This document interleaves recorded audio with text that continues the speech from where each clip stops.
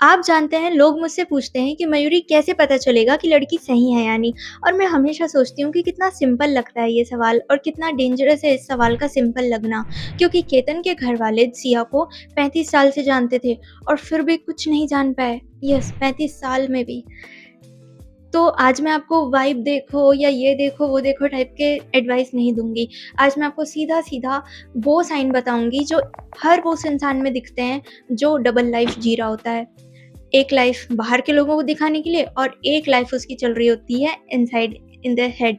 तो वो साइन आप बहुत ध्यान से सुनना ताकि आप नेक्स्ट केतन या फिर राजा रघुवंशी ना बन जाओ। पहला साइन, बाहर की जिंदगी अलग और इनके अंदर की दुनिया अलग। ये साइन ना बहुत इंपॉर्टेंट है, इसलिए प्लीज ध्यान से सुनो कि इन लोगों में ना एक स्पेशल टैलेंट होता है कि ये पब्लिक में बहुत अलग बिहेव करते हैं और अपनी प्राइवेट लाइफ में बहुत अलग बिहेव करते हैं। पब्लिक के सामने तो इनकी एक बहुत परफेक्ट इमेज होती है, परफेक्ट पार्टनर बन के दिखते हैं, रोमांटिक दिखते हैं, अच्छे-अच्छे जेस्चर्स दिखते हैं, सबके फेवरेट बने रहते हैं।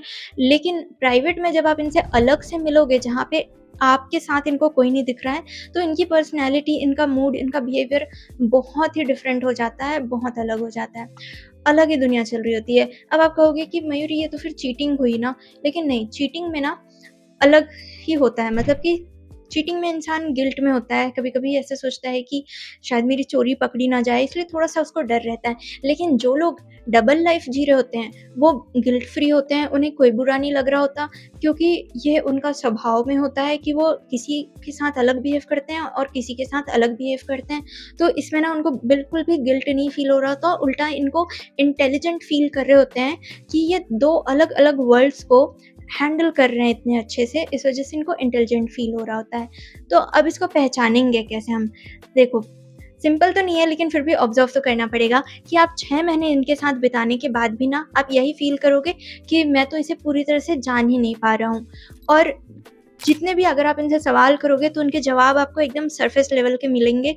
कोई डीप एक्सप्लेनेशन ये नहीं देंगे, सरफेस लेवल के आंसर्स आपको मिलते रहेंगे इनसे।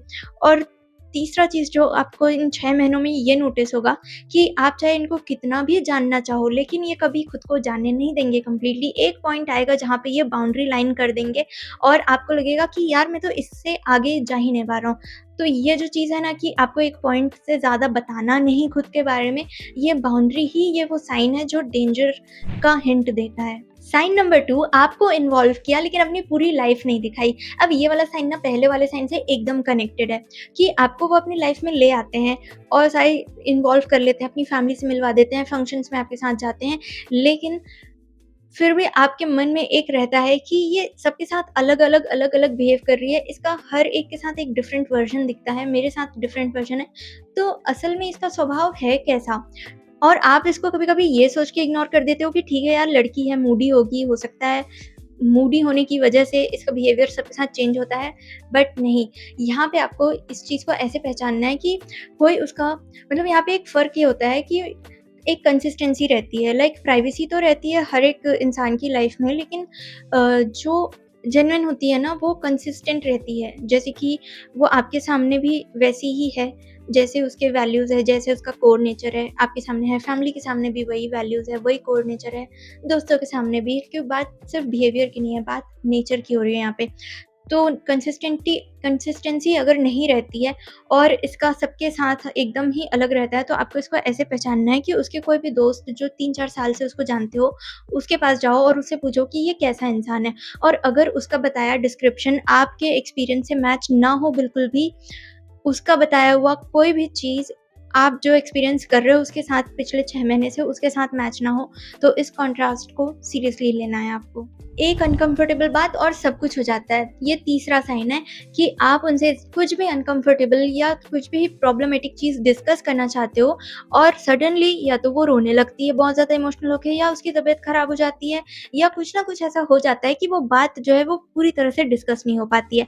और अगर हो जाती है तो या तो फाइट में कन्वर्ट हो जाती है, और फाइट भी ऐसी-वैसी नॉर्मल फाइट नहीं, मतलब ठीक है, रिलेशनशिप्स में तो प्रॉब्लम्स आती हैं और जो कपल प्रॉब्लम को फेस करके आगे बढ़ जाता है, वो खुश भी रहता है एक टाइम पे। लेकिन जो कपल प्रॉब्लम्स को फेस ही नहीं करना चाहता है और डिस्कस ही नहीं करना चाहता है, वो क्योंकि वो अल्टरनेटिव ढूँढता है और हर अल्टरनेटिव हमेशा सेफ़ नहीं होता है।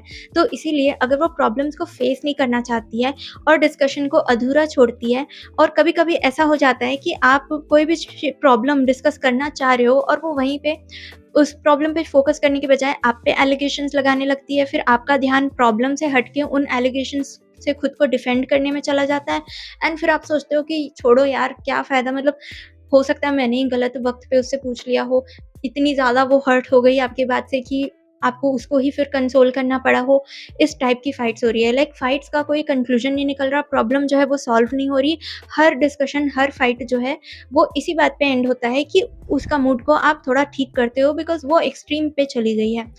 और ये वाला पैटर्न ना बहुत बार रिपीट होता है एंड वी डोंट अंडरस्टैंड कि ऐसा क्यों हो रहा है। एक्सपीरियंस ऐसा रहा है अभी तक, तो आपको लगता है कि अब मुश्किल डिस्कशन करना ही बंद कर देते हैं, खामख़ा रिलेशन ही खराब हो रहा है।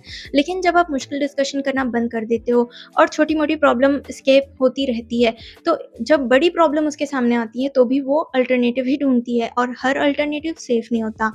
जैसे कुछ लोग को बोलना इतना ज़्यादा मुश्किल लगता है कि वो छुप कर कोई एक्शन लेना ईज़ी समझते हैं। जैसे इस केस में सिया ने कहा कि अपने पेरेंट्स से कन्वर्सेशन करना इतना मुश्किल लगा उसे कि छुप कर मर्डर करना ज़्यादा ईज़ी लगा। तो इस टाइप के एक्सट्रीम एक्शन वो ले, इससे पहले आप इस चीज़ को फाइंड आउट करो कि उसके में ये प्रॉब्लम है। ये एक बहुत बड़ा साइन है जो आपको नहीं इग्नोर करना चाहिए उनके नेचर में, क्योंकि जो लोग डबल लाइफ जीते हैं, उनमें ये हिम्मत नहीं होती है कि वो डिफ़िकल्टीज़ को फ़ेस कर सकें। क्योंकि डिफ़िकल्टीज़ या फेलियर्स इन रिलेशनशिप तो सब में आते हैं, लेकिन जो कपल उनको फ़ेस करके आगे बढ़ जाते हैं ना, वो ग्रो करते हैं टाइम के साथ। लेकिन जिन कपल में कोई भी पार्टनर डिफ़िकल्ट कन्वर्सेशंस को करना ही नहीं चाहता है डिस्कस, उन कपल्स में यही होता है जो आजकल के केसेस में देखने को मिल रहा है। इस टाइप का बिहेवियर ना बहुत डेंजरस लेवल तक जा सकता है। तो आपको बस एक चीज़ करनी है, उनको ना पूछो, कोई भी प्रॉब्लम उनके सामने पे रखो टेस्ट करने के लिए, कोई भी एक बाउंड्री क्रिएट करो उनके सामने और उस चीज़ पे उनका रिएक्शन देखो कि क्या उनका रिएक्शन एकदम एक्सट्रीम हो रहा है जो एक्सपेक्टेड है, या जैसा होना चाहिए उससे बहुत ज़्यादा ही वो एक्सट्रीम रिएक्ट कर रहे हैं। क्योंकि वो उस प्रॉब्लम को या उस चीज़ को नहीं फ़ेस करना चाहते, इसलिए वो उसको छोड़ के कुछ और ही निकाल रहे हैं, बात आपसे लड़ाई कर रहे हैं ताकि चीज़ें बदल जाए, कन्वर्सेशन बदल जाए।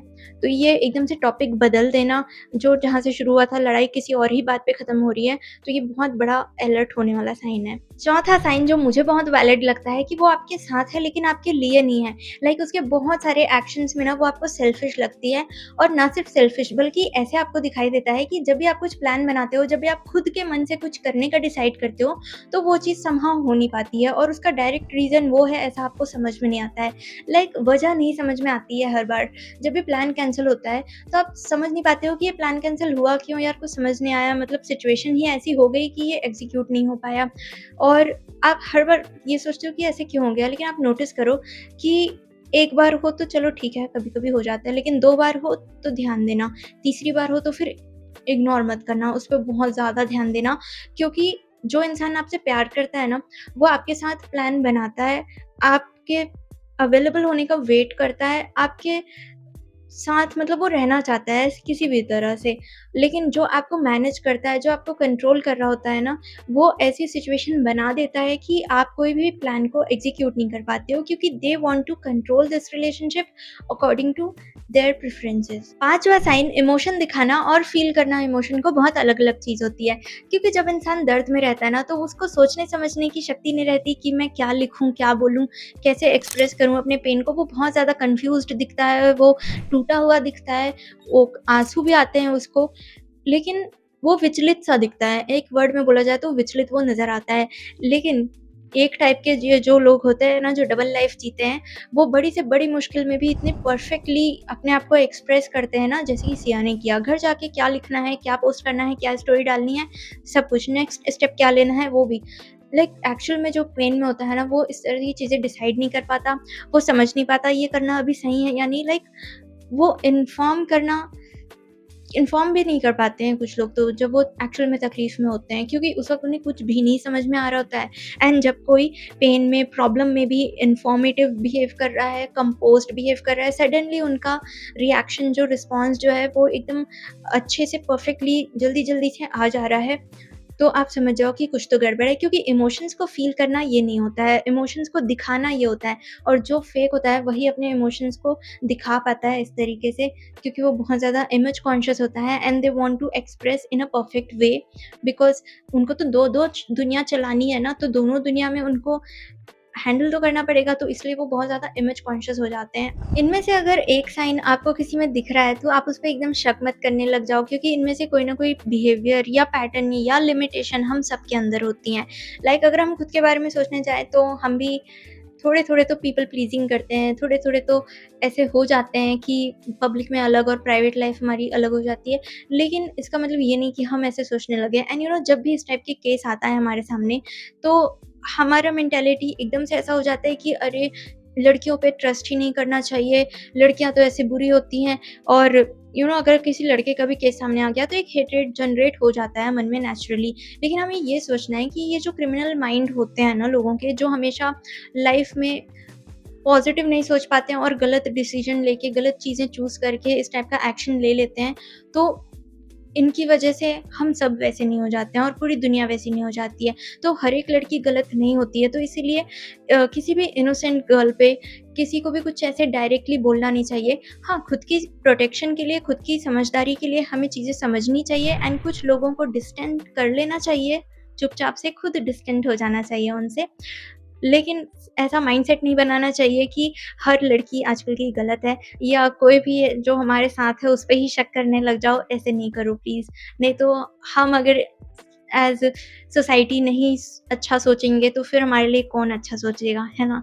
तो इसीलिए अपनी मेंटालिटी को कभी भी खराब मत होने दो इस टाइप के क्राइम वाले किसी भी न्यूज़ की वजह से, क्योंकि सब कोई ऐसे नहीं होते हैं। और आप भी ऐसे नहीं हो, एंड इसीलिए आप खुद को प्रोटेक्ट करना चाह रहे हो, तो प्रोटेक्ट योरसेल्फ। इफ आप किसी भी सिचुएशन पे एक वीडियो चाहते हो, एक सॉल्यूशन चाहते हो, या बस एक परसेप्शन चाहते हो, तो आप बेझिझक मुझे बता सकते हो कमेंट में या इंस्टाग्राम में डीएम करके। मैं आपकी सिचुएशन को अच्छे से ऑब्जर्व करके उस पे ज़रूर रिस्पॉन्ड करूँगी और वीडियो बनाऊँगी आपके लिए, because nowadays I am making situation specific videos, तो आप अपनी सिचुएशन ज़रूर मुझे लिख के दो। अगर आपको मेरी बातें एकदम सही लगी हैं, तो चैनल को सब्सक्राइब कर लो, और इफ़ आपको ऐसे साइन वाले वीडियो देखना अच्छा लगता है, तो मैं चैनल पे अपने ऐसे डिफरेंट साइन बताती रहती हूँ। नेक्स्ट वीडियो मेरी होने वाली है साइन शी वांट यू। तो if you are interested, subscribe this channel and hype this video. I need your support guys. तो Hare Krishna, keep watching my videos.